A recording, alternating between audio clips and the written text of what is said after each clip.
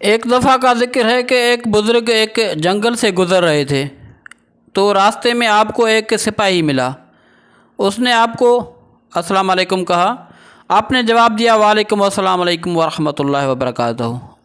اس کے بعد اس سپاہی نے آپ سے پوچھا کیا تو بندہ ہے؟ آپ نے جواب دیا جی ہاں میں بندہ ہوں۔ بندہ کا مطلب ہوتا ہے غلام۔ سپاہی نے پھر پوچھا یہ بتاؤ کہ بستی کس طرف ہے؟ اس درویش نے ایک جانب اشارہ کیا کہ بستی وہاں پر ہے۔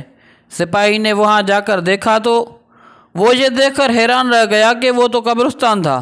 سپاہی نے آپ سے کہا یہاں میں تم سے آبادی کے بارے میں پوچھ رہا ہوں اور تم مجھے قبرستان کا پتہ بتا رہے ہو، کیا قبرستان میں بھی آبادی ہوتی ہے؟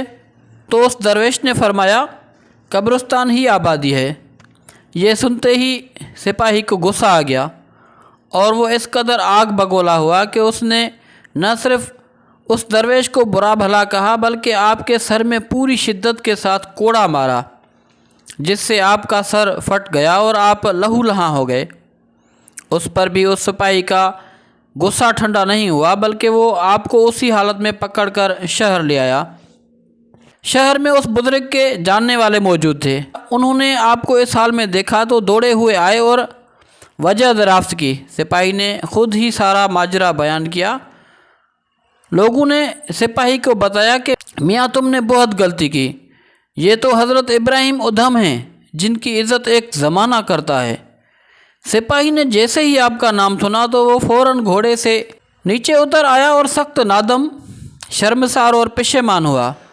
وہ آپ کے ہاتھ چومنے لگا اور معافیاں مانگنے لگا اور عذر پیش کرنے لگا۔ لوگوں نے حضرت ابراہیم ادھم سے دریافت کیا کہ حضرت یہ فرمائیے کہ آپ نے یہ کیوں فرمایا تھا کہ میں بندہ ہوں؟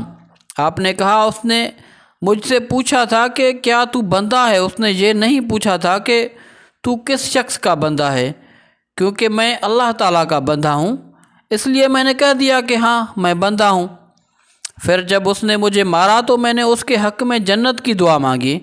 لوگوں نے کہا یا حضرت اس نے تو آپ پر ظلم کیا لیکن پھر بھی آپ نے اس کے حق میں دعا کی۔ آپ نے فرمایا مجھے یقین تھا کہ اس مصیبت پر مجھے ثواب ملے گا، چنانچہ مجھے اچھا معلوم نہ ہوا کہ اس کی وجہ سے مجھے ثواب ملے اور میری وجہ سے یہ عذاب میں مبتلا ہو۔ یہ ایک طرح سے میرا محسن ہے، لہٰذا محسن کے حق میں دعا کرنا مجھ پر واجب تھا، اس لیے میں نے اس کے حق میں سب سے اچھی دعا یعنی جنت میں داخل ہونے کی دعا رب تعالیٰ سے کی۔ میں تو اب بھی اس بات پر قائم ہوں اور دعا کرتا ہوں کہ اے باری تعالیٰ میرے اس محسن کو جنت الفردوس میں جگہ نصیب عطا فرمانا۔